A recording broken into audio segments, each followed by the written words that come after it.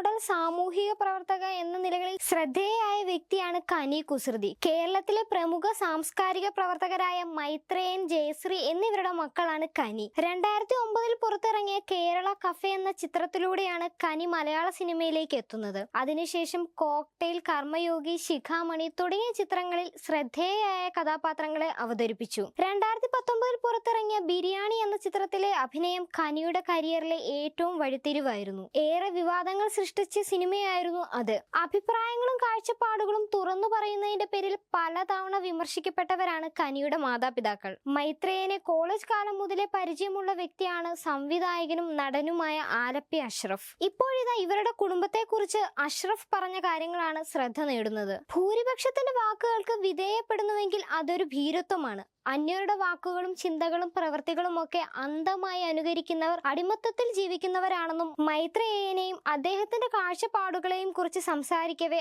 അഷ്റഫ് പറഞ്ഞു. അഭിനയ വീക്ഷണം പോലെ തന്നെ വ്യത്യസ്തമാണ് കനി കുസൃതിയുടെ ജീവിത വീക്ഷണവും. താലികെട്ടി കരാർ അടിസ്ഥാനത്തിൽ ജീവിക്കുന്നതിൽ അവർക്ക് വിശ്വാസവുമില്ല, താല്പര്യവുമില്ല.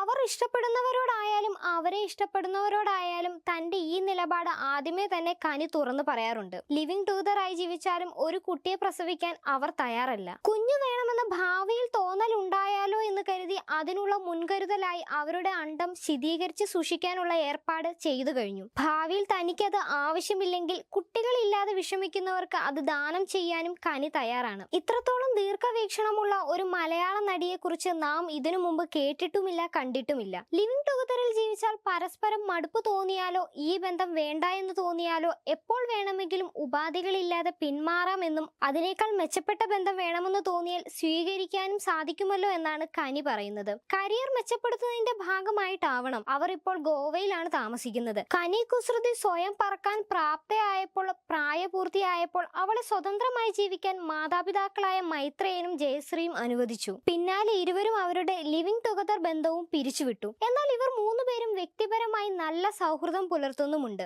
ആരും ആരുടെയും വ്യക്തിപരമായ വിഷയങ്ങളിൽ ഇടപെടുകയോ അഭിപ്രായം പറയുകയോ ചെയ്യാറില്ല. മാത്രമല്ല മൂന്നുപേരും വല്ലപ്പോഴും ഒത്തുകൂടാറുമുണ്ട്. പരാതിയും പരിഭവവും പിണക്കവും ഇല്ലാത്ത മൂന്നുപേരും മൂന്ന് വഴിക്ക്. മൈത്രേയന്റെ കുടുംബ പശ്ചാത്തലം വളരെ വിഭിന്നമാണ്. ആലപ്പുഴ ST കോളേജിലാണ് പഠിച്ചത്. ഫാസിൽ, നെടുമുടി വേണു തുടങ്ങിയവരുടെ ബാച്ചായിരുന്നു. പഠനകാലത്ത് ബോഡി ബിൽഡറും ചെറിയ ചട്ടമ്പിയും ഒക്കെ ആയിരുന്ന വലിയ കുടുംബഭാര്യമുള്ള ഈഴവ തറവാട്ടിലെ അംഗം. കുടുംബാംഗങ്ങൾ ഈശ്വര വിശ്വാസികളും തത്വചിന്തകരും. മറ്റുള്ളവരുടെ വീഴ്ച കണ്ട് സന്തോഷിക്കുന്ന ആളല്ല, മനുഷ്യസ്നേഹിയാണ് മൈത്രേയനുമെന്നും ആലപ്പി അഷ്റഫ് പറയുന്നു. അതേസമയം മൈത്രേയന്റെ കാഴ്ചപ്പാടും രീതികളും ആളുകൾ അനുകരിക്കാൻ തുടങ്ങിയാൽ കെട്ടുറപ്പുള്ള ജീവിതങ്ങൾ നശിക്കുമെന്നും സമൂഹത്തിൽ പലവിധ പ്രശ്നങ്ങൾ ഉണ്ടാകുമെന്നും പ്രേക്ഷക പ്രതികരണങ്ങൾ ഉണ്ടായി. മൈത്രേയൻ മൃഗങ്ങളെ പോലെയാണ് ജീവിക്കുന്നതെന്നും കമന്റുകളുണ്ട്. മൈത്രേയനും ഭാര്യയും മകളും മൃഗങ്ങളെ പോലെ ജീവിക്കുന്നു. ചെറുപ്പക്കാർക്ക് ഇത് തെറ്റായ സന്ദേശമാണ്. മൈത്രേയൻ അദ്ദേഹത്തിന്റെ വഴിക്ക്, നമ്മൾ നമ്മുടെ വഴിക്ക്. 50 കൊല്ലത്തേക്ക് ഇതൊന്നും കേരളത്തിൽ നടക്കില്ല. ഈ സമൂഹം മുഴുവൻ മൈത്രേയന്റെ കുടുംബം ജീവിക്കുന്നത് പോലെ ജീവിച്ചാൽ എന്തായിരിക്കും സ്ഥിതി? നമ്മുടെ ഇപ്പോഴത്തെ സോഷ്യൽ സെറ്റപ്പിൽ നടക്കാത്ത കാര്യങ്ങളാണ് മൈത്രേയൻ പറയുന്നതെന്നും ആളുകൾ അഭിപ്രായപ്പെടുന്നുണ്ട്.